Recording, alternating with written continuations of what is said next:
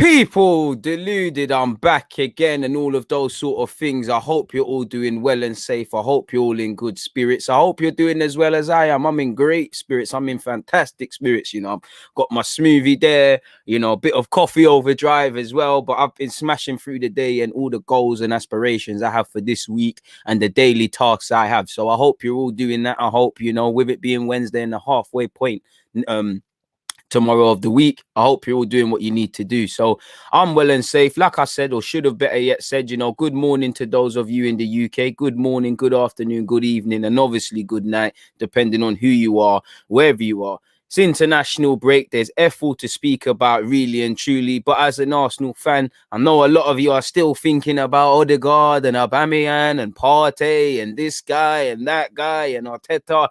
We never switch off. And, I know a lot of you have seen the Liverpool game's been brought forward by 20. I know not technically, but it's 24 hours. It's now being played on Saturday when we do come back. We've got a lot to speak about, but we'll be waffling and speaking about Arsenal until then. Please make sure you're hitting the like button, people. We've got to speak. Well, you've seen the title. I've seen an article with Granit Xhaka.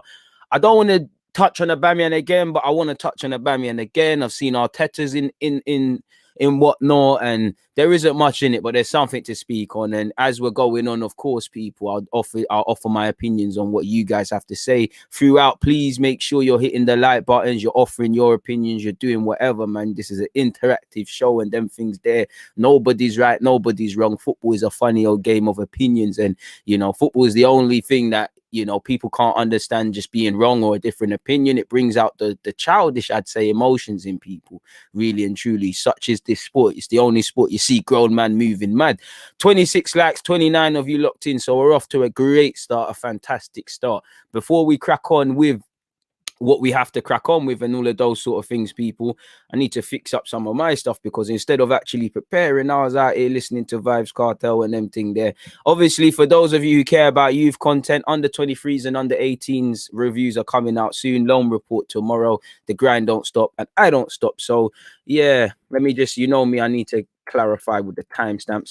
It saves me a bunch of trouble. Now, before I get into what I want to get into, what are you lot saying in the comments, man? I see a couple of you are offering your opinions early doors about Granit Xhaka, and I feel when you speak about Xhaka, especially in general, when you speak about a player you don't like or you don't rate, you need to be objective. That doesn't mean your opinion needs to be moved away, because listen, I'm going to get into it, but do I think Xhaka, I don't think Xhaka is as bad as man make out. He's got some fanboys and some, like stains, like there's man that just support players these days, and it's unhealthy. No, I'm not criticizing it, but Xhaka's got some of them, and they'll gas up mediocre passes, completely forget about the cons that is in his game. I feel people that hate him don't recognize that he's not a bad player. He's a decent player. He's got too many bad habits, and ultimately he shouldn't. That's it, innit? He shouldn't be playing consistently. At best, I'd say he should be doing the El Nene role. I'm not going to sit here and cap. Sometimes when Xhaka is out, I see what we're missing, and that's not to praise him. That's, on one hand, I guess it is. That's actually to highlight how mediocre we have, because we have to imagine, wherever you think about Granit Xhaka, 3 or so different managers now have all kept him key to their starting 11 or their planning. Now, that might be ultimately their demise, but there's got to be something in there, and we know the team runs through him. Personally, I believe you're always in trouble if you're going to go with that, because the pros that Xhaka gives you are not outweighed by the cons.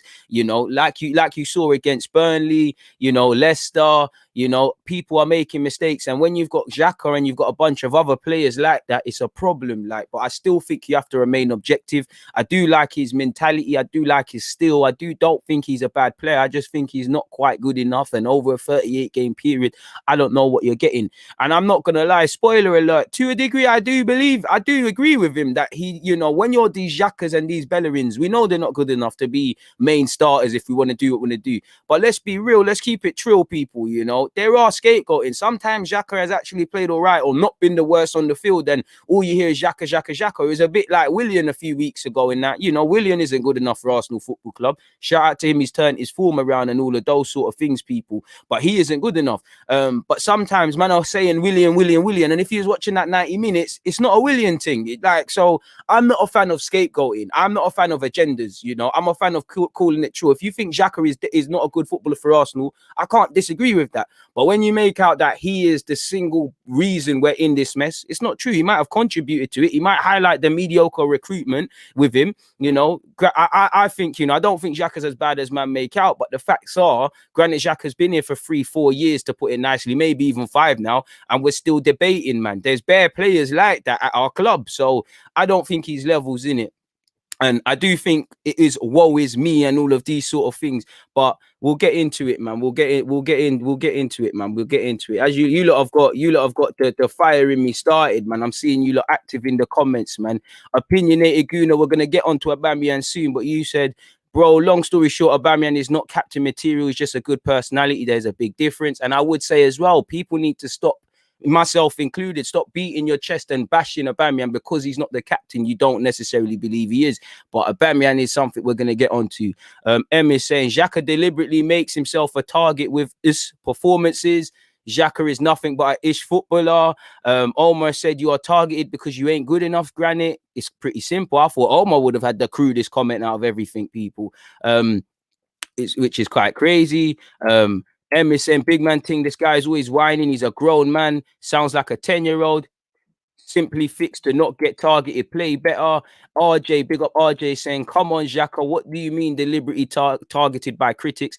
This guy will never learn. I do think he's been misquoted, because I do think, I'm not going to lie, do I think he deserves a lot of criticism? Clearly, no one. I don't ever mistake it. I'm not defending Granit Xhaka. I'm defending justice and fairity at my football club. I like constructive criticism. I like calling a spade, which are what man are doing. But I do think at times it goes beyond criticism and it becomes scapegoating. That being said, 9 times out of 10, my man is not far from the scene of the crime in relation to mistakes, losing it in the middle. And I think Xhaka is one of these footballers that, over a 38-game period, he's going to play well for 4 games. Man going to think he's turned a corner. The next 4 games, he's going to show you what he's really on. And I think, Granit Xhaka, while I can't blame him, I think he sums up how mediocre Arsenal is and how mediocre Arsenal are, because he's a great, in terms of playing football, he can pass a ball and that, but there's nothing upstairs to play consistently. I think, he does think, for me, my pet peeve with midfielders is doing things in more touches. Like, if you can do something in 2 touch, do it in 2 touch. Don't take 5. And I think Xhaka sums up that, he's one of the best midfielders in the league, potentially the world. When you give him a million years, you press him, he's a problem. And I think you're always in problems when you make him central to your team. I do think he plays better than man given credit for, and he's been all right. But is he a partner? I think his levels for Partey, of course not. Is he someone I believe in? For me, Xhaka should play a marginalized role, kind of like what El Nene has going on, and that's it. If not, come out the football club, really. And that goes for Xhaka. There's bare man I don't believe in this football club. I'm going to be real with you lot, Xhaka, Bellerin, who's another. I think sometimes Bellerin gets scapegoated potentially more than Xhaka. It is what it is. That's one pet peeve with Xhaka. It's like he likes to moan and he's quick to gas himself up, because whenever we win in that, he's coming out and saying, yeah, the critics this and that. When we lose, it's another thing. He can't accept he's not levels. I do think Xhaka has a false sense of importance, a false sense of his ability, and I think it's reinforced by whatever's happening. I do think he's clearly a big character in the dressing room. He's clearly liked, and I have to have admiration for turning his Arsenal career around, because obviously we all knew what happened, people. We're going to get into that. My guys, I hope you're all doing well and safe. Morning up to everybody. Sorry I ain't been too active in that regards, man. What's Harry saying? Whether Granit Xhaka is good enough for the future is the real question. He's the second best centre mid we have at the moment, so there's no point bashing him until we can buy an upgrade. Arteta will do this in the summer. I can't lie, I do think that, but at the same time, last season, it looked like he was on his way out. Arteta said, no, you're staying here, and he's played him. Even now, whatever you think about Xhaka ain't even getting rest these days. I wouldn't go as far as I don't think he's our second best midfielder. I'm going to be a bit biased and say Odegaard on loan, but I don't really, I know why he plays, but I don't think he's that. I think Torreira is better than him. Obviously, not at building play and things like that. Just simply put, if I'm a manager, I think I can use Torreira over a 38-game period more than him. I'm a big fan of Torreira, as you know, Harry, so there's bias. Clearly, Partey is better than him. Beyond that, everybody else, really, actual pure centre mids, everybody else apart from Partey, there's question marks, and there's question marks over Partey's obviously over Partey's fitness. George is saying, I'm exhausted with Xhaka. He just needs to go. I do think Xhaka is a scapegoat. I've seen Partey, for example, have stinkers, but no one really highlights that. Xhaka, for me, has been better than Partey this season. I think that's cap. I think Partey's been much better than him, but I do agree with the first bit in that certain players get away with a lot. And I would say to that, maybe it's because it's wrong, but maybe it's because, you know, you 9 times out of 10 you play better. Like Tierney had a stinker first 45 and then he recovered, but we're going to clearly give Tierney a bly or Gabriel a bly or Saka a kind of bly because we know they're human, and 9 times out of 10 they're on this thing. Obviously, if you're playing poor 9 times out of 10, they're going to be on you. For me personally, I don't think Xhaka's a bad player, but I can't believe in him, innit? I don't know what I'm getting from you from 5 to 10 games. And I just feel we've tried it with Xhaka now, and we're still debating, is he a good player? Is he not? He's one of these players that polarize opinion. You know, he puts in consistent shifts of form. He has played some big games. He has scored some big goals. But ultimately, when I'm looking at it in August 2021 this year, and I'm going into the next season and saying, who can I believe in after over a 38-game period? Granit Xhaka isn't one of them. We need a midfielder for Partey. I would like another number 6 that could be used in place of Partey or used with him. So that probably means a marginalized role for Granit Xhaka. And as I've previously said, people, they're going to have to deal with the contract of Xhaka. He's got 2 years left. He's playing week in, week out. Granit Xhaka and his advisors, forget what you feel. They have to sit. If I'm Xhaka, I'm sitting there and saying, yo, Arteta, I'm playing as much as Saka, AUBAMEYANG, and these guys. You know, you've made me a key player to you, but you're not rocking with, man. We need a new deal. Hopefully, what I hope is Xhaka is moved on eventually, probably not next year. What I hope is that Arteta is using Xhaka through necessity, not a choice. And on one hand, when I see the way he was using Mustafi and speaking about Mustafi prior to the contract, I think Arteta is choosing to use these guys. But I have hope that it is what it is. He's using these sort of guys in these roles until he can upgrade or get rid or whatever. Time will tell him that, man. To be fair, he does praise the fans. You know, he does praise the fans. I'll be fair to him. You know, I'm a man of equality. And this is it. Big up Jet Next Door, always in the comments. And this is fundamentally it for me, people. You know, Xhaka sums up Arsenal over the last few years. Bits and pieces, neither here nor there. This is it. This is it. You know, I don't even need to carry on with this. You said it there, man. You know, you said I totally disagree. He will go this summer. I'm confused why Arteta, plays in, week out. Hopefully, my guy, but realistically, excluding Xhaka, who is a key part, you've got to deal with whether you think these men are good or better or not. You know, we've got to come to an agreement over Torreira, whether he does the El Nene thing and comes back into the first team or goes elsewhere. There's that. Guendouzi needs to be dealt with. Joe Willock and Maitland-Niles, that you have to make a decision. And you'd imagine these guys, you have to make a decision on them before you get rid of Xhaka. Hopefully, you know, because I think we need to get some midfielders that are levels. But yeah, it is what it is in that regards, man. So yeah, big up everyone. Keep rising up the like button. So yeah, people, like I said, I do think he's scapegoated at times, but it is what it is.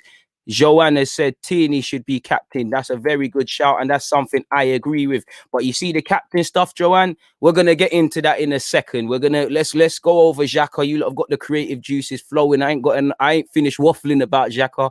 I ain't done taking in you lot's opinions. So let's carry on in relation to Xhaka, and obviously let me share my screen with you guys so we can talk about the what was actually said by Xhaka and not the headline. Now, obviously, you can see the headline of my YouTube video is Chris Burton's article. You know, Xhaka claims he's deliberately targeted, whatever. And I like that. You know, one thing, you know, I'm not going to sit here and cap. You know, maybe I'm less emotional than most fans. I only care about my football club. I do think there's a lot wrong in Xhaka. I do think he's hard done by at times. I just don't think he's levels. He sums up Arsenal's recruitment. You type him on YouTube, bare sick passes. You know, I'm sure the little heat maps and that show he's a baller. As I've said, you give him 25 years on a football, he does a madness. He has got a shot in him, but you're not consistent. I don't know what midfielder you actually are. You know, you do the deep line, you do the box to box. You're neither here nor there specifically. Ultimately, if I don't know what I'm getting from anybody in 10 games, 5 to 10 game period, my love for you or my admiration for you could only be half extended because there's 38 games in the league, let alone 10. Obviously, you can have an off day like Tierney had against West Ham, like Saka's been having, but 9 times out of 10, man, are on this thing. I think Xhaka is one of these volatile players in that, you know, some fans are saying this and that according to whatever's happened. I do like his mentality, though. I'm not going to lie. I don't agree with telling the fans to F off, but I also don't agree with how the fans were moving. So it's logic. If you tell me to F off, I'll tell you lot to F off. And you lot could sit here and go, oh, why is he swearing at the subscribers? I'm human. You know, I'm not a footballer, but I know how it feels. You know, you're not above criticism. You lot can criticize me, but sometimes, man, take the piss. You have to react. I like how he doesn't take anything. I like his mentality. Clearly, he's good in the dressing room and he's a valued member. You know, we heard he was captain because he used to hold the keys for his family. But all of that, you know, all of that's great. But when I get down to the thick of it and stop overcomplicating things, are you a good footballer? Do I believe in you as a footballer? Do I think you're a good footballer? Probably not. But anyways, he's vowed the critics won't break him. And I would like, there's some better footballers at Arsenal that I wish had that mentality because it looks like they're a bit soft. But anyways, people, Granit Xhaka claims he is deliberately targeted by critics, but the Arsenal midfielder insists it will not break him and that he'll always come back stronger. I mean, coming back stronger for me is being more consistent. You know, he's done himself few favors at times. You know, he's picked up red cards, he's made mistakes, and at 28 years of age, it's never going to change in it. This is why, for me, I'm not on it. You know, if he was 18, 19, it would frustrate me, but you could sit there and go, all right, cool, you can coach these things out of your game at 28. It's never too late to change. It's never too late to improve, but you're not going to change. You know, he's played for his country, captained his country, played over several managers, you know. It's almost like it's you take me as I am sort of thing, and taking you as I am isn't good enough. And you know, Bellerin turning 26, he might go elsewhere and be a madness. You know, you know, Xhaka, Bellerin, even David Luiz, who's been all right this season. These man, they've shown us what they're on. You know, they've been in the scene for a while. They're not young players anymore. You know, if they can't arrest these mistakes for themselves, it's not going to happen. You know, with Xhaka, it's not even like a Jorginho thing in that. Like I said, you know, Xhaka's improved defensively, and for me, I don't think he gets caught out as much, but the problems are still there. And I think Jorginho's a better player. But if we just look at it, you know, Jorginho's strengths are on the ball and stuff like that. He can defend, but he can't really defend. And Tuchel has got a system around him. That's because the pros that Jorginho comes with are outweighing the cons. So they might say, yeah, he might be poor defensively, he might have an off day, he might have this and that. But what Jorginho is giving Thomas Tuchel and Chelsea, it doubles up. I wouldn't mind that, you know, if Xhaka could break the lines consistently, do things in less touches, you know, do what I want to see from a midfielder, then I'd say, all right, cool. The attitude thing, the silly red cards, the stupid mistakes, to a degree, I want to see it improved upon, but it is what it is sort of thing. I don't think Xhaka is that. And at 28 years of age, you know, he must have played close to 100 times for this football club, near enough a permanent fixture on the team sheet. You know, no hard feelings. I'm not as angry as some man in my live chat, but it's enough, innit? It's like we can't keep carrying, man. I'm tired of these EastEnders love dramas with every August that comes. This is the year for Bellerin. This is the year for Xhaka. This is the year for this guy. There's too much of them. There's too much of them at this football club, you know. And it's ironic, not to say you can't criticize AUBAMEYAng, but man are turning on AUBAMEYAng after one half decent, half kind of poor season. And certain man, I'm seeing certain man that were saying that, well, are still riding with Granit Xhaka. And like I said, it's neither or here. It's all about the club, but it's a bit mad. Ain't you tired of being here with certain these players? Xhaka might, like Bellerin might go somewhere and become the players we thought they could be, but sometimes it's not going to happen here. It's dead, people. What's been said allegedly, as you lot know, Granit Xhaka has been sent off 3 times for Arsenal. The most recent time came against Burnley. He has said you have to live with, and obviously for the statement, I'm pretty sure, you know, the vast majority of people, just so I have to say it, because there's always one that comments, obviously no one agrees with going after his family members, criticizing his heritage, going beyond constructive criticism of what you're doing specific to the football field. That is it, innit? And I do think football fans in general, especially in today's day and age, when you don't like a manager or you don't like a player, I understand it, but I don't condone it. You find it hard to give credit where due because you can't get out what you already see. But he said there are other players who get reds, but they don't get criticized as much as I do. I sometimes feel that with me, it's deliberately made into a bigger issue than it really is. I do think that to a degree, but end of the day, red cards are red cards. And for me, I don't agree with the agendas, but I agree with anybody that's listening that is of the belief, Xhaka, you're not learning from your mistakes. You keep, obviously, I think a lot is made of the red cards and the yellows as well. And sometimes I think it goes against him when he gets booked. But you keep doing the same things. You keep playing square passes. You keep having these brainless moments against Burnley. You're 28. You're meant to be the captain. All of these things. I can't rely on you. So for me, it's no hard feelings. You just have to keep it moving. That's me. I'm not looking at, oh, my man got a red card and Xhaka this. I'm looking at you. You're meant to be the key sort of man. You're on the level historically at this club based on games for me as AUBAMEYANG, Tierney, Leno, and Saka, because of what I'm seeing Arteta do. You're playing week in, week out. So I need to stop seeing certain things. And for me, at 28 years of age, you're a professional footballer. You've got all the analytical teams and time in the world. You should be able to arrest your mistakes. And I haven't seen it. I see what I've always seen with Xhaka. There's great bits of form, purple patches, poor bits of form, and we're at where we're at. And I'm tired of it. I do appreciate it, like he said, but it won't break me. I overcome it. And this time it has made me come back stronger. No doubt, to many people's surprise. I do think there's a false air of or sense of security and a bit deluded there. I like that you say it wouldn't break you, and you have been all right this season, but I wouldn't say you've surprised anyone, proved any doubters wrong or anything, because again, the only way to show that is for 38 games or whatever, people, you know.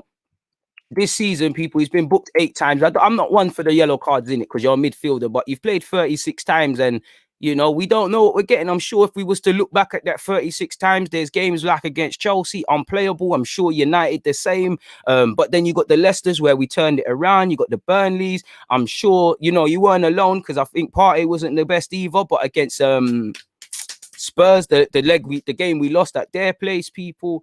And for me, if you're starting regular, I need to see regular stuff. But allegedly, that's all he said, people. Oh, in fact, not. And this is where I start having a problem, because I do think Xhaka has a false sense of security and in his own ability, and the whole players, they seem to think we've turned up. And he said, this has been an up and down season for Arsenal. It's been more downs than up, really. We've had a lot of false images. We began well. You say we began well. Apart from the Fulham game, you lot used to get on to me, that people that are listening. I said, listen, the West Ham game, I'm sure Leicester in the cup, around that little period, we were getting away with it. You know, we weren't playing well. I don't agree with it. And this is the problem. And he said we began well, but then failed to pick up points in a string of games. Things are clearly better once more. They've improved. I won't go as far as to say they're better. But anyways, but with our win over Tottenham and reaching the Europa League quarterfinals in style, this is where I start having a problem. What do you mean in style? You didn't do none of that in style. Yeah, it was a somewhat convincing win against Spurs. You had a great first half. Yeah, you know, we started well, but we still went a goal down. We still look shaky without 10 men. You know, it's good to beat Spurs because of the logic that was said before it, but I wouldn't say in style. Europa League definitely not in style. Yeah, it might look good in the highlights, and if we go on to win it, you know, considering we could have went out, it looks great. But I see your manager said we've learned our lessons against from the Olympiacos game on the eve of the Benfica fixture. I didn't see any learning. You know, over the 2 legs I've seen this year against Olympiacos, I didn't see any learning. So you've got the 2 legs from last year, the 2 legs from this year, sandwiched in between that, the 2 against Benfica. So I don't know about in style. And this annoys me because it tells me that you're either deluded or you don't know what's going on, or the expectations are mediocre, because there's, you know, all you had to say, and I might be picking his words too much, but the in style bit don't need to be there. You know, we've done what we've needed to do this month, undefeated in the league, got through to the Europa, big win against Spurs for whatever. But you're inconsistent, you know, you ended it poorly. You know, you kind of started and stopped. You know, if you look at it, when we ended our fixture list in February with the Leicester game and how we ended against West Ham, it was the exact same stuff. The only difference is we didn't win the game, and you've gone a month without arresting these problems. And he's also said in the Premier League, we're once again a long way off the European places. We'll need quite a long run to get in on the act. So it'll be absolutely vital for us to reach the Europa League final. And as you lot know, next week we'll obviously be playing, well, to end the next week, we'll be playing against Liverpool, where the game's been changed. So the less said on that, the better. And there's too much talking. I don't know about in style and stuff. And that's what annoys me, especially someone that isn't a fan of Xhaka, but don't think you're a bad player. It's just you're moving meaty. Like, it's not making any sense to me at all. But fair play, everybody's allowed what they want to say, people. What are you guys saying in the comments, people? What are you guys saying?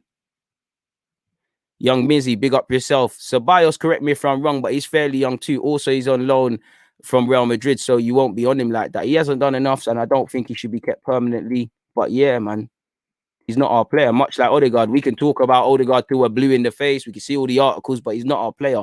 Until there's something done there, I'm not really thinking about him next season because he's not here.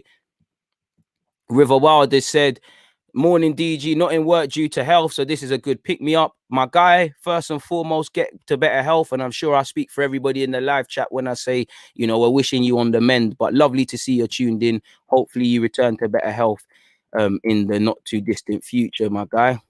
It's sad to hear, man. You're one of the regulars, man. Bro, man said in style, bro. Man said in style.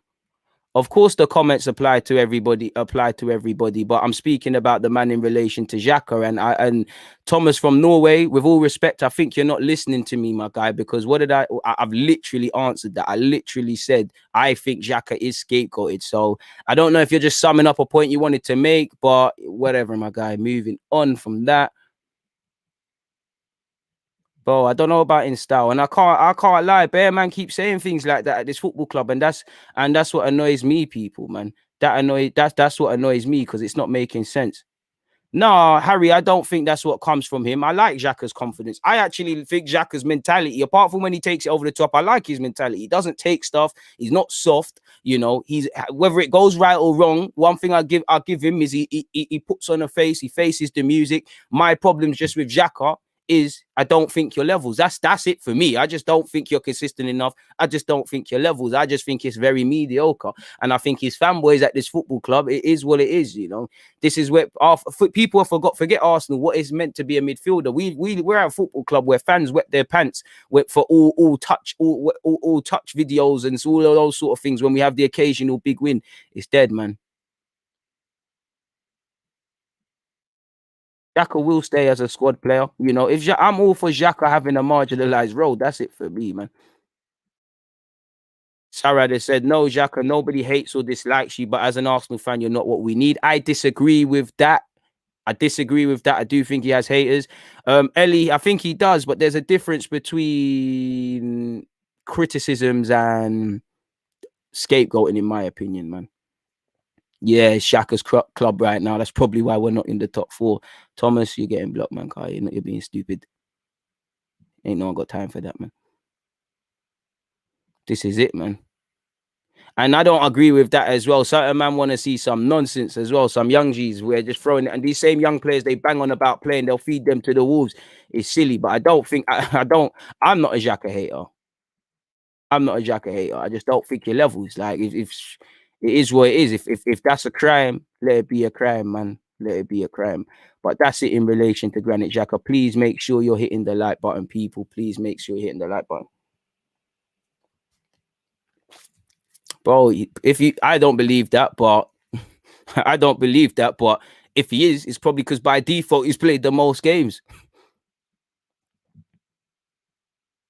And this is it as well. He won't, but he should. And to be fair, I don't know what's gonna. You can never say that because Arteta more so early on in the season, like when we played City, you dropped him against City, you dropped him for a couple games. So I don't think he's as on Xhaka as I think, but there's got to be something in that, man.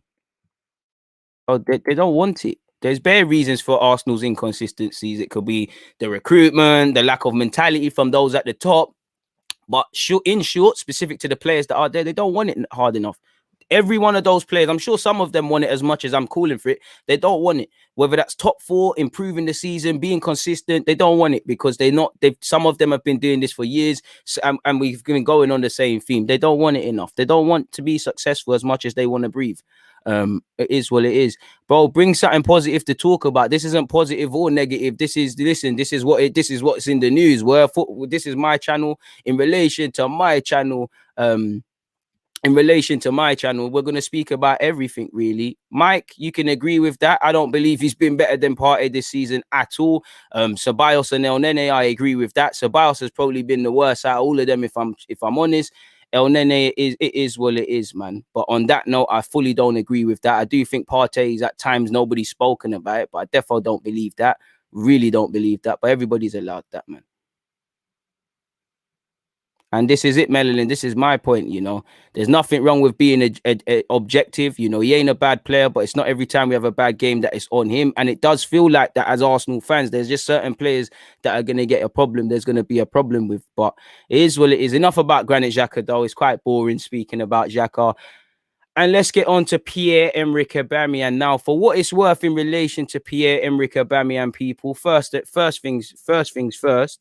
well, first things first, Aubameyang. First things first, people. Aubameyang and Partey apparently to miss the African Cup of Nation games, qualifying games, I believe, due to COVID-19 restrictions.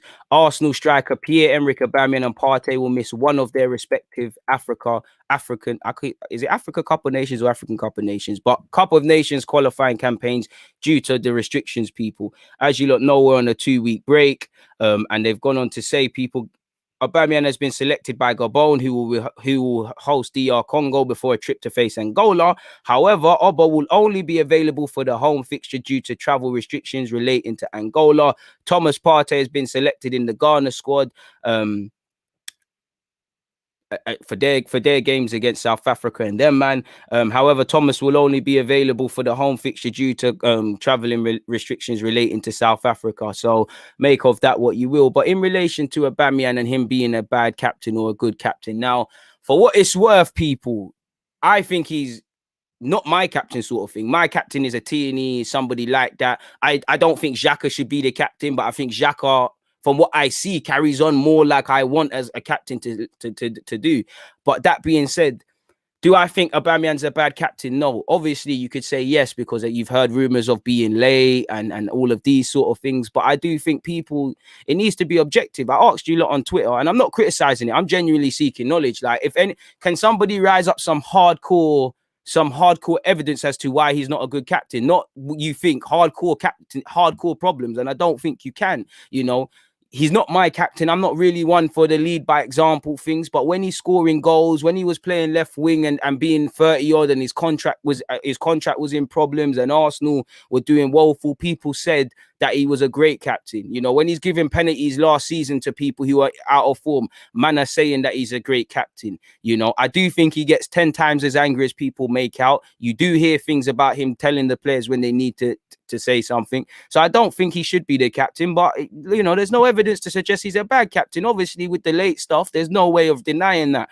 But I just think people are doing too much with the Aubameyang one. Like, let's call a spade a spade. We're all vexed because the man is not scoring goals. He's got 9 goals. He's being killed by the high standards he set. Let's call a spade a spade. He's not playing well, but I don't think you can.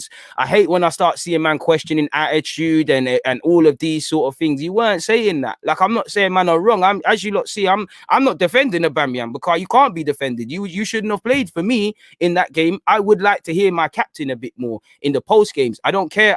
A lot of people, when I said that on Twitter, were like, "Oh, the Sky don't ask him to speak." I don't care about Sky. My tweet weren't even in relation to Sky. It's like, I want to hear my captain, because my captain should be what conveys the voice of the whole dressing room, what they think. With all due respect, I love hearing Tierney and Leno and Laka and all these guys, but they're not man as captain.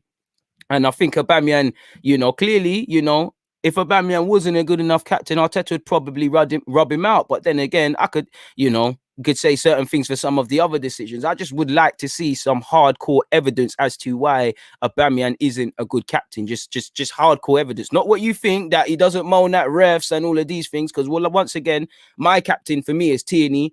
I don't rate Luiz as a player, because it is what it is. But I think he's got more of the captain sort of thing in him. Aubameyang is probably just ahead of Bellerin for me. I think Bellerin's a worse captain than him, but you never know. There's more than one ways to captain. We don't know what's said in the dressing room. We don't know how he carries on. So there's I feel a lot of conclusions are made. And listen, if you want to make conclusions, you can, innit? Because I don't think he should be in the starting lineup. I wouldn't have you as captain, but I'm not going to turn my back on a man. Like, I'm not going to rub out Aubameyang for no reason. Like, he's playing poor, hold him accountable to playing poor. But beyond that, it's dead, really. There's got to be a reason he was captain. There's got to be a reason. I don't know if he was voted captain. I don't know if Arteta was giving it to him, but there's got to be a reason. And for me, I think a lot is made of this captain band. There should be 11 captains. You look at the Invincibles, you couldn't tell who's captain. You need 11 captains. I hate seeing one single. It's like, as Arsenal fans, we always look for one person, one player, one manager to change the fortunes of this football club. And we're not going to move to where we need to move to until everybody thinks like that, until we stop praising man for stuff like that, because it's become the minimum. So I just think Aubameyang needs to hold his hands up for playing crap, but I don't think he's a bad captain. Once again, he's not my sort of captain, but I can't see any hardcore evidence. The late thing, but Aubameyang, you need to hold your hands up. You need to slap yourself. You should not be late for the Spurs game. There are rumors he is late a few times. And when I see people like you've heard Maitland-Niles and Joe have been late, Are they doing, not that they're doing it on purpose, but if your captain's getting away with it, you know, what's going on there? I think a lot is made of this captain's band things. I think it hasn't really been respected and stuff like that. There's more than one way to be a captain, and everyone should be a captain. Everyone should be leading by example. Everybody should be vocal. Everyone should stand up to be counted. Everyone should have a voice. The captain should just be a reassuring sort of one that's reiterated the points, really and truly. So I don't think he's a bad captain. I just think he's playing poor and all these things are coming out. Like I said, please, can somebody present me some hardcore evidence as to why he's a bad captain? You know, just some hardcore evidence, because I do think he is a leader. Man can't say he's not a leader because he's led from the front. Like, let's not forget the FA Cup. You can't rely on past laurels. He's playing poorly. This is my point. You're playing poorly and stuff like that, you know. He is playing poorly. There's no way around it. Again, don't equate form to the captaincy. Is he my sort of captain? No, I don't like how he doesn't make a meal of it with the ref, but there's no hardcore evidence. This is the problem with fans. Don't just have your opinion, which he's not, and I fall into you lot as well. Just because you have one view as a captain doesn't mean that's the only view. It's like being a midfielder. Just because you don't rate the midfielder don't mean he's not playing good. It is what it is. I don't see any hardcore evidence, you know. Prior to this sort of couple of weeks, since the man's been at the club, we just hear about a good attitude. We hear about a reassurance guy. We hear how he does the community work and how he's good around the dressing room. It's only been in the last few months, so I'll give him a bit of blind. Like Curtis Shaw said, big up my guy Curtis. You know, he's not quite in the overdraft region yet. He's got some credit. You know, I'm not going to turn my back on Donny, but at the same time, as I said yesterday, not to go over the same things, you need it. For me, forget the captain thing. Just turn the form around. Go back to the dressing room, because I'm looking at your facial expressions. I do think you're putting yourself around, but it's like you don't believe in yourself enough. And that would be it for me, really and truly. Like, I don't listen.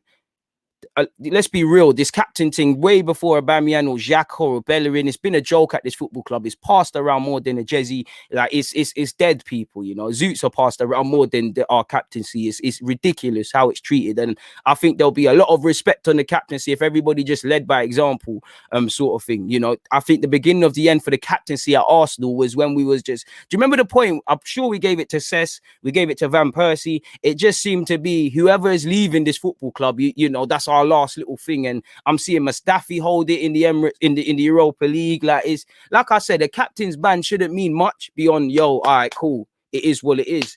But it's a problem. I should be able to look at that team and I shouldn't know the captain. It shouldn't be that much of a problem. If I was to say who I think are the strongest characters or my strongest candidates for the captaincy in that dressing room, I would probably say, for me, no order, but David Luiz first, because again, you can say what you want about him. I do think he's a leader. We've just spoke about Xhaka, but I do think Xhaka's got it in him. You know, Tierney is my first choice. I think there's Tierney there. You know, Lacazette wouldn't be my guy, but he seems like he's not afraid to say certain things, if need be. I'd probably throw Aubameyang there in and around, and obviously I'd probably Bellerin just because of what we hear, but they wouldn't be it for me. You know, I hear Leno's a big voice in the dressing room, but again, it's a bit of a myth, really and truly. But yeah, man, like, I'm not gonna rub out Aubameyang, but at the same time, for me, I don't even care about the captaincy thing. Just put in the shift. You know, you're on 9 goals. There's what, 11 games or something left. I could even be just chatting crap to you lot, but you know, it's gonna be your first woeful season, and it's just nobody. For me, it's just nobody saying this when he's putting in form. And again, this isn't me defending or backing Aubameyang, because I just quite frankly don't care, but there's got to be a reason. You know, Arteta has come in, said he's had concerns about you. About Arteta's made no, how do I make this make sense? He hasn't hesitated in making his mark. So if he wasn't a levels captain, it wouldn't be a thing. And I want to see actually when he was given Arsenal's captain, Aubameyang named Arsenal captain, because all man was saying is, yeah, he leads by example, he gets it, he's good for his teammates, he's won the title. I mean, he helped win the FA Cup. I'm just not a fan of how things change. Like, obviously life goes. I just don't like when I see, for instance, I'm seeing the same usernames that were probably his biggest fans in relation to him getting the captaincy, switching on the man. I don't like that. I like consistency, and that goes for just Arsenal Football Club. Obviously, I'm looking at the article now when Xhaka got it removed. What the hell? And again, he's clearly not first choice because he weren't the captain first time around. But I think Lacazette is more of a captain than him. But it is what it is. They lead by example. When there's more to being a captain, or there's more ways than being a captain into flying. What we're accustomed to in England of flying into a million tackles and beating your chest. Because when Pepe and Laka are in bad form, who's the one they speak about? Lacazette, Aubameyang. When the young players are speaking about advice on and off the field, telling him what to do. When he's encouraging Saka to shoot rather than bully him, man are not saying he's not a bad captain. Again, I just want consistency. The same energy that some of you, and again, I'm seeing the usernames used to proclaim him as this, are the same players getting onto him. And that's one thing I hate with football. Everybody loves Lacazette now. A few thingies ago, it's a problem. Like, it's a problem. Matt, my problem actually isn't changing your opinion. It's when you're not acknowledging that, when you're not applying balance. You know, with every good game, Xhaka is the best thing. For instance, Xhaka is the best thing whenever we win. He's the worst thing whenever we lose. It's these sort of fans that jar me and actually hate to speak to. You know, if you feel, okay, cool, I was believing Aubameyang was the captain, now I don't. I'm off that. I'm on that. You know, there's nothing wrong with that. I always say you could change your opinion. I just don't like emotion with it. You know, use your logic. I know football's an emotional thing. And I just don't like people who forget Aubameyang and Xhaka or whoever is this captain. They don't understand you can lead by being a captain in different ways. You don't have to shout. You actually don't know what men are saying away and beyond. So that's all I need to see. And all I want to see is hardcore evidence that my man's bad. It is what it is. Let's be real. You think Aubameyang isn't respected? You know, and there's different ways of commanding respect. And in today's day and age, you go around beating your chest, man might just beat you up, really and truly. You know, for me, once again, Tierney's my captain because he leads by example, just with consistency, the way he speaks, just by the way I see Tierney conduct himself. This tells me that when the cameras are not on, you're thinking about this thing all the time. That's what I want to see. So we'll have to see. But that's enough on Aubameyang. Yeah, man, I just want to see some hardcore evidence, really, to suggest he's a bad captain. Like, to suggest anyone's a bad captain, because Bellerin is not my captain, for example. But I have no evidence to suggest he's a bad one. There's no evidence. So I just feel people need to differentiate their fact from opinion, and I think too much they're intertwined. So it is what it is. But that's that in relation to Aubameyang, people. I don't know about that, like, because a couple of weeks ago, man, are saying he's hiding against City. Again, I just want consistency, man. I just want consistency. If man think he's a poor captain, that's not my problem. If you think he's a good captain, great. If you think he's a bad captain, good. That's calm. I don't really care what you lot think. You know, I don't even care about Aubameyang being the captain right now. I'm stressed out of being an Arsenal fan. I just want consistency. Like, that's it in life, man. But anyways, man, moving away from Aubameyang and these things, there's a super chat there as well. Big up yourself, Luke. You said Laka is my captain. He looks after them youngsters, and I wish I could speak on that, but you're right, man. To be fair, the captaincy isn't going to be changed until the end of the season, in my humble opinion. But it is what it is. I don't think it is, man. Bro, he should be captain, man. Bro, he's not playing well, but that's not evidence. A man's playing poorly, you know. That's not a reason to question a man's captain, really. You know, let's differentiate playing poorly with come on, it's not making sense.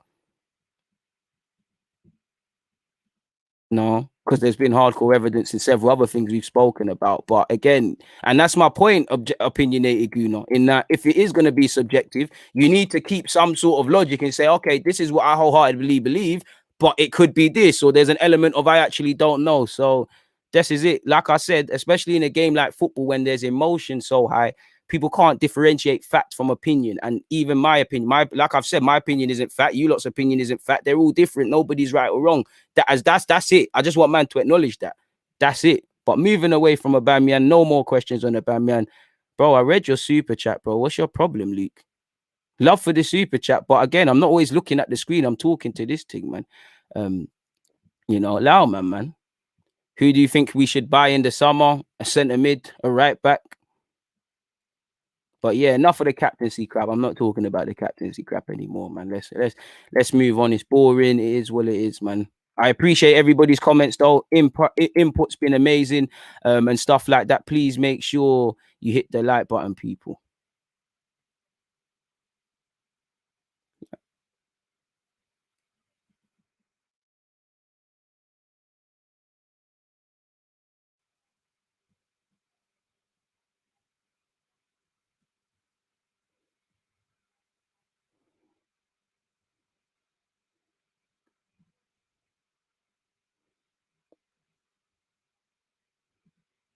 To be fair, I don't see captains down the years go missing or play poorly like Aubameyang. But this is the thing. I agree. There's nothing to say with that Graham. But he's playing poorly. Like, is that a question on his captaincy, or we just call a spade a spade? You're just not doing your job as a football player.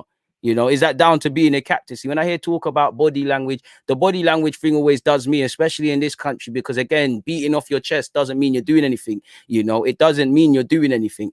He's just playing poorly. Is that necessarily down to him being a bad captain, or is he playing poorly? Because if he's scoring, is anybody saying this? This is all I want to know. It is what it is. Anyways, less of the captaincy stuff on a serious note, people, and let's move on, man. Let's move on. What else have we got to speak about here? We've spoken about Aubameyang, Xhaka.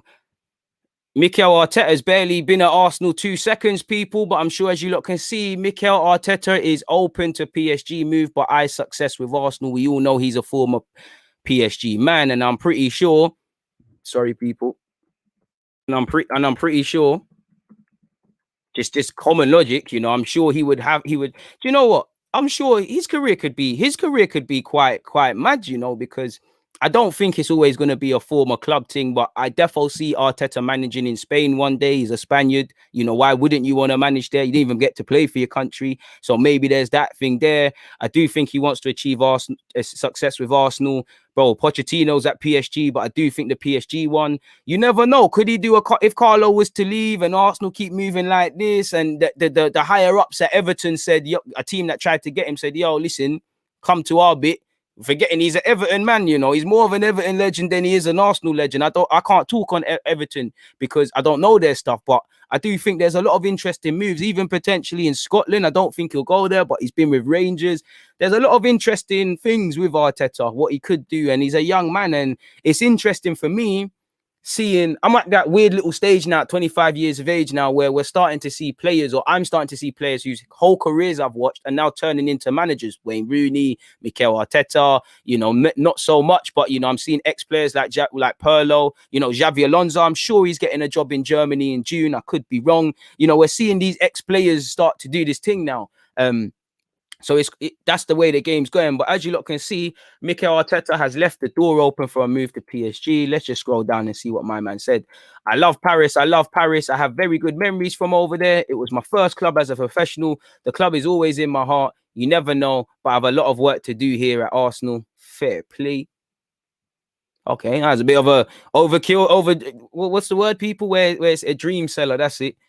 All right. I thought there would have been a bit more hardcore evidence and all of these sort of things in relation to that, but let's just that's that, isn't it, people? That's that. It's up to him if he wants to do up that one. But he's gonna have to succeed first to be able to do that. What we got here? That was what I was reading. Do you want to go over this stuff again? Why has this come up? But yeah, this for me, people, is something that alerted me again. The West Ham game is gone now, innit, people? The West Ham game is gone, so we're not gonna really go over the same things. But from Arteta is how I'd call it, because for me, I'm not gonna lie, it's big praise for Odegaard, but I don't know. One thing I like about Arteta is like, he will tell I think he tells them directly, but indirectly, it's like he's putting stuff through the press at these players. I don't even, to be honest, I don't even believe the Arsenal players are reading what their manager's saying, because the way he played against West Ham for 20 minutes, first 20 in the whole part of the game, you ain't been watching West Ham this season, or you would have switched on a bit. But when everyone was trembling, he was composed. Big up to Odegaard for being composed, obviously, because he's there. But if I'm one of these players, everyone was trembling, trembling. That would mean I'm a pussycat. That would really wind me up in a positive way to the manager. But like you could see here, I think he had an incredible performance. He was he was very intelligent, the way he read the game, the way he affected the game. And once again, he showed how much he wants to win. When everyone was a little bit trembling, he gave us that composure on the ball, and he created chance after chance. People, if you're a player there, is that not going to make you feel mad?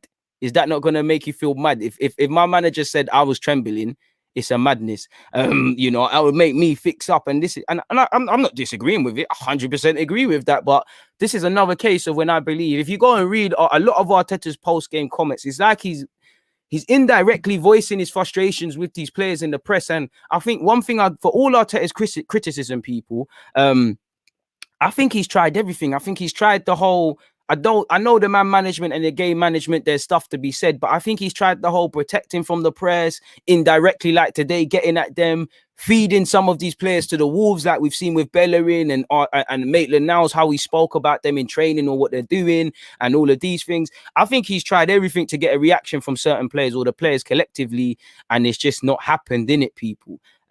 It is what it is. But big up Martin Odegaard's impact. I hope he stays on loan or permanently. But again, I don't know how that's going to be the case.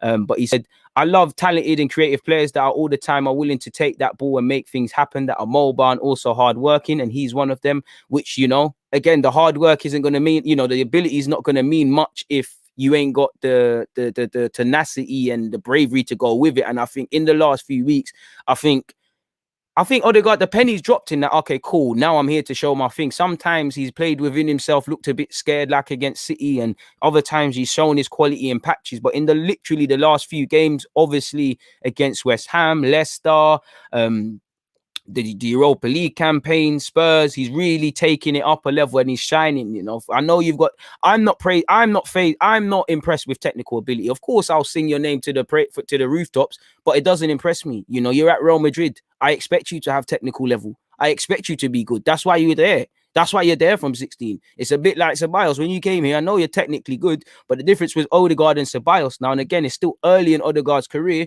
I'm seeing that as an extra. Like, I'm seeing you're looking like a Real Madrid player in and amongst some Arsenal peasants. You're looking like a player where I'm sure if you're in the office at Real Madrid or you're in that sort of world, you're saying, who decided to loan him out? Whose fault was that? Get this man back. That's the sort of performances I wanted to see from Ceballos. And this is what I'm seeing from him. It's like he's looking like someone that wants to, you know, do certain things. And it's true. You know, there is going to be a natural drop-off in Odegaard's form. We can't rely on him like that all the time. Everybody needs to pull it out. And again, he's not our player permanently, so we need to be careful. But it is what it is in that regards, people. He is starting to show what he's on. And for me, I should scroll up a tiny bit. I don't want to ruin some of the content I got coming for you lot, people. We've spoken about AUBAMEYANG. But could it be now time for Partey and Odegaard together? Because I like Odegaard. We've seen him be played as an 8 in the second half when we took off Xhaka. We've seen him start out wide and Smith Rowe in the middle. We've seen him start as a 10 and Smith Rowe out wide. We need these sort of options. Now, is it time to start seeing Partey and Odegaard? With Partey, you know, we've been down a long road. Certain man were saying, oh, what were certain people saying? Oh, it's Partey and El Nene now. Now it's Xhaka and Partey. And if I'm honest with you, you know, I'd rather Odegaard than Partey. Ceballos on paper would be the perfect partner for Partey, but we need a partner in the summer. But is it now time to try that? Like I said, we've got to be careful because these same people that are now praising Odegaard, some man were saying don't sign him because you've got Smith Rowe. Not like it's a squad game. Again, he's not our player, but I do think I would like to see him continue in my immediate bias is he continues in that 10 role, but I would like to see him in that next to Partey. Is that something we could do? And then we can bring in Smith Rowe in the 10, then that obviously frees out the wide areas. And it would be, you know me, people, I'm big on having options, whether that's Partey and Odegaard, whether that's someone else on Partey, Odegaard on the 10, Odegaard out wide, Smith Rowe in the 10, Smith Rowe out wide, one or the other, both of them, Laka, AUBAMEYANG, Pepe, Saka, all the Martinelli, all the little things you can do. We need these options. We ain't got enough. It's like Arsenal fans, whenever we see one thing is working, it's like, that's it. You know, it's like, no, Odegaard's got to play forever. Smith Rowe's got to play forever. And it's like, it's only when certain things happen, man, understand that this is a squad game. So I'm keen to see what happens. And I won't lie, I do think Partey and Xhaka is a better partnership than people give it credit for. And I don't want to go off a couple of minutes in the second half, but it felt to me when I saw Partey play 8 with Odegaard, he looked to be not more confident. That's not the right word, but it's like he showed the other side of his game a bit more. It's like with Xhaka, it's not that he's restricted. He does show his passing quality, but it's like he was showing a bit more in that regard. It does feel like Partey is told you, not that you can only do something, but this is you in this pivot. That is Xhaka. with Odegaard, it's like he can do a bit of both. I don't know, innit? That's just me. And again, I've only seen a couple minutes of it, so I don't want to get excited. But I just feel with that, it just seems that Partey shows, or better yet, it should say showed. It showed us another side of the game that he's allowed to, because we all know Partey is good technically. I actually think that's one criticism I'd say with Partey. He needs to learn when to play and when not to play, and definitely needs to go shooting practice. Maybe not with AUBAMEYANG, but with Lacazette right about now. Love Partey though, but that's what I believe. People really and truly. Podegaard, man said, hey, Podegaard. I meant to say Odegaard, but Podegaard, no, Partegaard. No, that's dead, man. Let me leave you the nickname thing to you lot. I was gonna just say that there, but let's go with what we at 54:16. So yeah, timestamps are moving along. What else we got? Move. Like I said, man, that's an L. If you was trembling, you should feel like a pussycat and you should want to fix up. I don't know if you lot know this, but just in case you don't, Liverpool and Arsenal has been rescheduled. It's been brought forward 24 hours or such. It will now kick off on Saturday, 8 p.m., obviously in line with TV and stuff. And I know it says the participation in Champions League, but it is TV, man. But moving away from that, is there any other notes? My loan report will come out.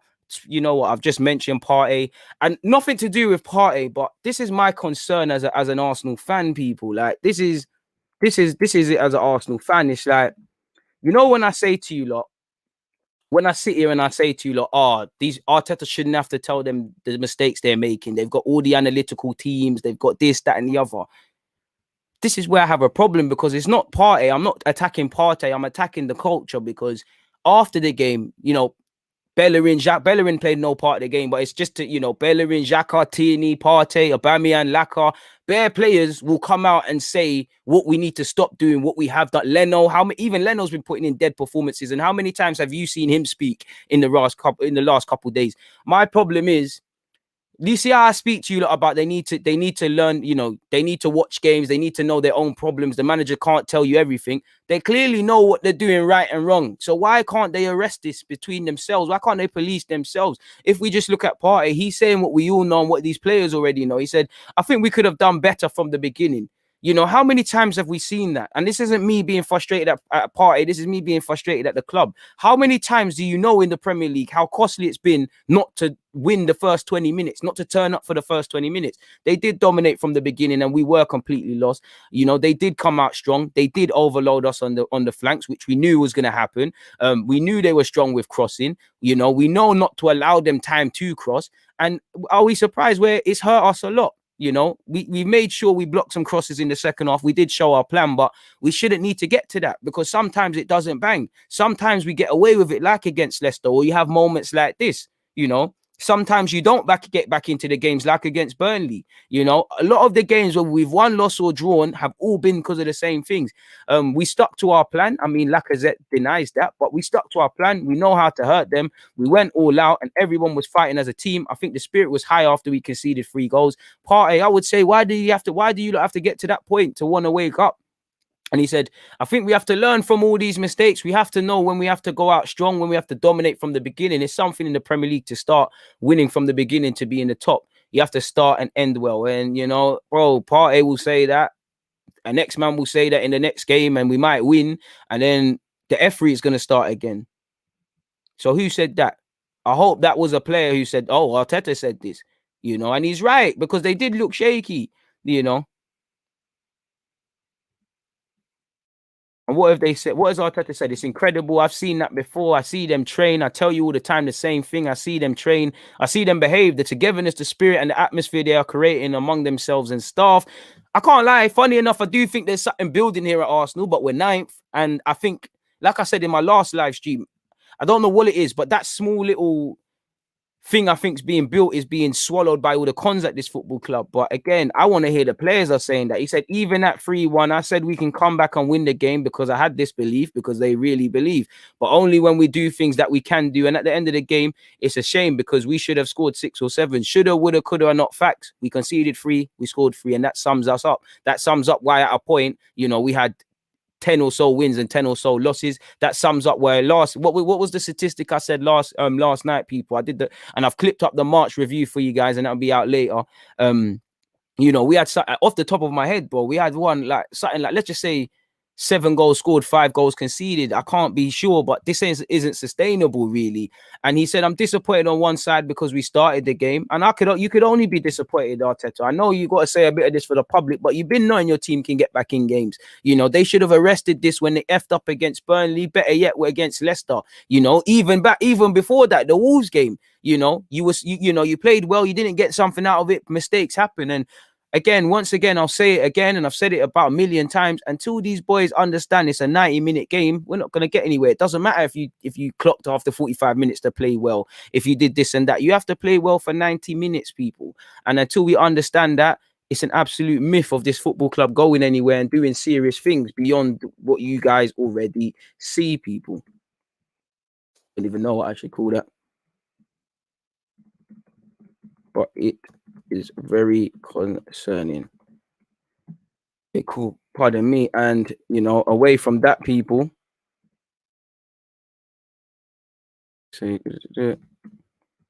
Pardon me, there's some transfer news thing, and again, I don't know nothing about Donny too specific, but I wouldn't mind this, people. You know, Guindo Rodriguez. You know, from what I've seen in the Spanish league, he's decent on the ball. He puts a foot in. He likes to win the ball. Again, I don't know man religiously, but he's someone when I'm watching the highlights, when I'm watching La Liga, when I'm watching Real Betis occasionally, he's someone I take a shine to. I don't know his true level. I don't know everything about him. I just know his positioning is decent. He puts a foot in, and he's okay in terms of recycling the ball. So again, you're gonna have to do your own research or go elsewhere and all of these sort of things to know about him.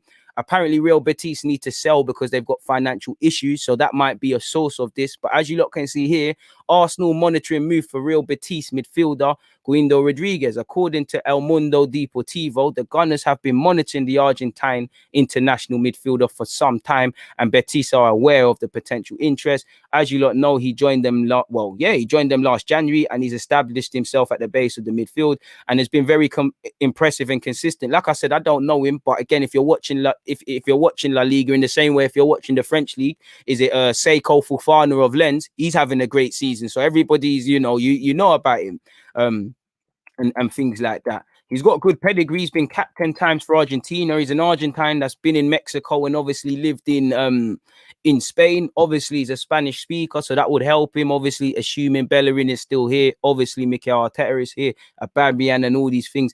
I don't like to harp on about the language stuff because football is a universal game, but it doesn't seem that there's any concrete evidence to support any claims. I don't know where this has really come from or the base of this. Like I said, apparently Real Betis have to sell. I wouldn't mind it. No clue on fitness, no clue on the rest of it.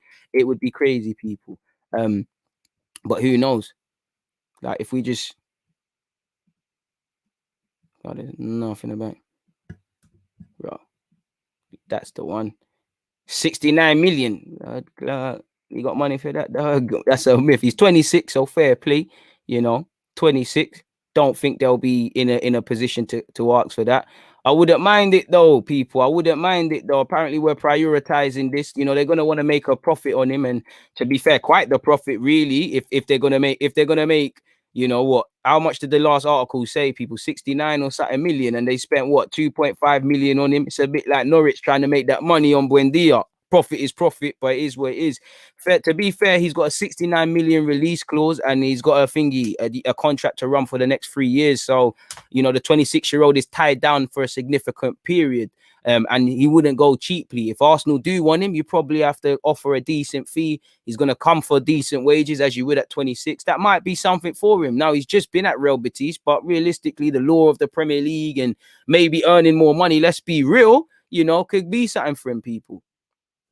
And apparently, and he adapts quick. Again, I don't know how it would work in the league, but as you lot can see here, he needed to adapt to European football, having only played in Argentina and Mexico. That could be something that's highlighted later on in his career at Real Betis, and obviously if he moves on here. But as you lot can see, and what I like here, this is a student of the game. This is telling me elite mentality, people. He said football is today a lot faster and faster. We train more and more physical. Rivals are studied a lot with video analysis, perhaps more at the start. I was more thinking and taking time to decide and solve, but I had to change and read just more to well, you lot are seeing this yourself, man. Very lazy from this article. And read just more to how it is played today. If you don't decide quickly, the opponent eats you. I progressed to be able to be at the height of the highest competitive level. Fair play to you, my guy. Shout out to you. So there's that. We've been linked with Patson Daka once again, people. You know, he's someone that, you know, everybody, including myself, we like the look of. You know, he's doing his thing at Salzburg, and he's someone that will get that move, people. You know, the Zambian international, he knows how to score goals. He's got 27 goals in 31, people. In relation to playing in the actual division, as you lot can see there, people, 20 goals in 18 games. So he is very prolific. And stuff, and he is someone that I would like us to monitor in. I do like the 22-year-old. I'm still waiting to be wild, and maybe that's where I'm going wrong, but I'm still waiting. It is what it is. But I'm all for having more African top goal scorers at the team, and he has got the pedigree. Yeah, and there's been no concrete evidence beyond so far, people. As you lot can see, it's just a hype job. Like, the people just gassing him. Maybe this is just nonsense, but he is someone that will probably be on the move. He's valued at 17 million. Probably wishful thinking. You're gonna get a lot more, and something needs to be done before, you know, if you're gonna go for him, you need to sort out what you're doing with Lacazette and Aubameyang. And I'd even say for next season, what you're doing with Martinelli. Is he gonna predominantly play on the wings, or are you gonna start the project Martinelli through the middle? I don't know, but we'll have to see, people. In relation to transfer business, that is it though. So it's more or less the same nonsense, really and truly. It's the same old players being linked with us. Hopefully we sign them. Hopefully, but until then, it's just paper talk, and one would have to, you know, it's a wait or see thing, really and truly. So that's that, really. That is that, people. I would take him. He's a very good player, and again, regardless of what happens with Aubameyang and Lacazette this year, we need to, even when, like I said before, the moment Aubameyang signed that deal, we should be looking at the next striker for this team. Because when I look at it, based on who Arteta is using significantly, yeah, you're using Saka, Smith Rowe, and Odegaard's here at 22 years of age. He's not old, but key players, based on how I've seen you play, Willian's a key player. He's past 30. Aubameyang's past 30. Lacazette is getting there. He's 29. He's 29. You know, David Luiz, based on him being given a new deal, allegedly. So again, there's a bit of a problem there. So something needs to happen, man.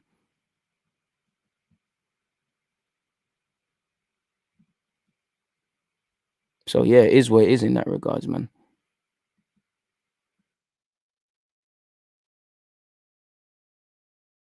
Swear down, Elliot. One player has to make the difference. Come on, Elliot, man.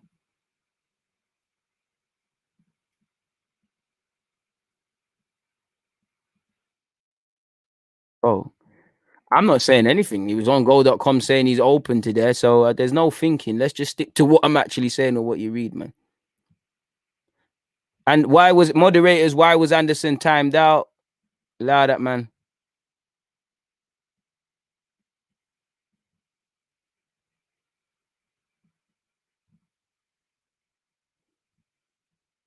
Big up everybody in the comments. What are you lot saying, man? It's a shame certain people are ruining what we got with the nonsense, but it is what it is. To be honest, he's fast and whatnot. That's why for me, it's still out there. I need to see a bit more, and maybe that could be the problem, people, for us. To be honest, Arsenal and every club in the world tried to get him after the under-20s World Cup, and he had a clear pathway as to where he wanted to go. So it is what it is.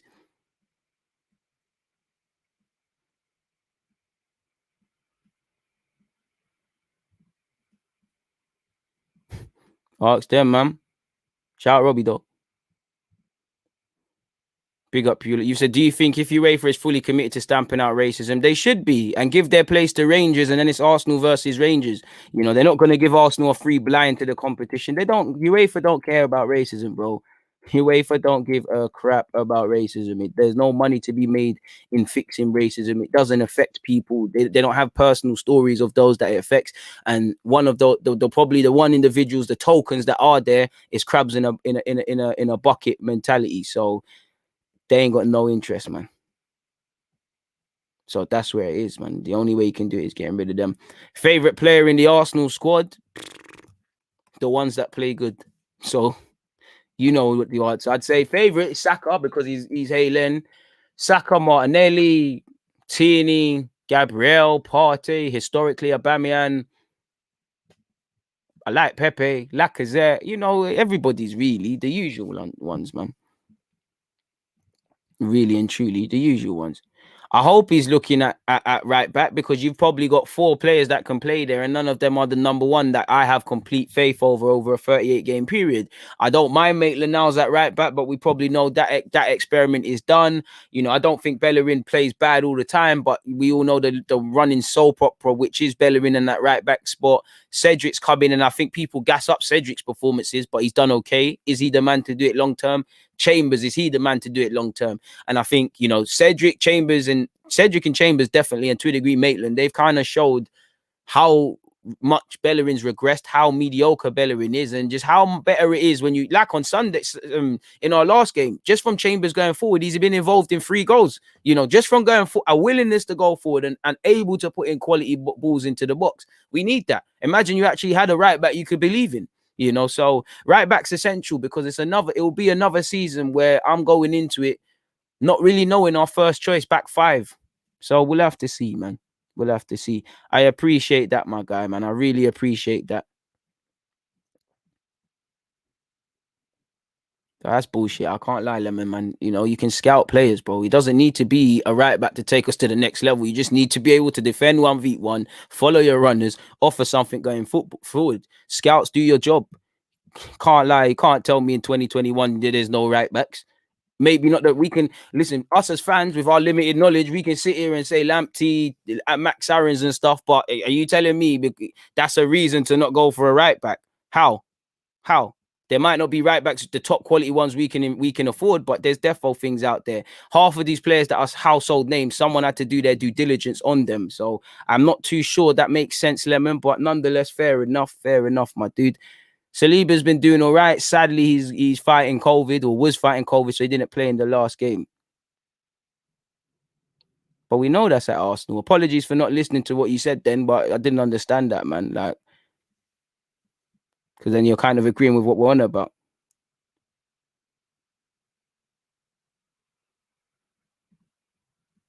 It is what it is, man.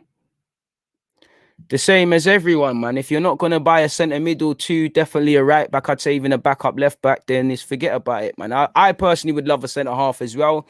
You know, I love a centre half. I like Saliba, I like Marie, I like Gabriel, but I don't really want to be using David Luiz in a proper role next season. I don't mind him. I don't really want him to get a new deal, but I don't mind the whole new deal thing. If he's going to get an extremely marginalized role, he'll play Europa League, he'll do the cups. More often than not, he'll just be someone around the squad. So it is where it is in that regards, man. It really is where it is. But we'll have to see, man. Time will tell, people. Time will tell. 163 likes. I appreciate that from everyone. I can't lie though, folks. I'm gonna get out of here on that note, though, man. In fact, let me not. We should buy a striker, but again, you have to solve half of these players that are on loan, half of these players that are at the club.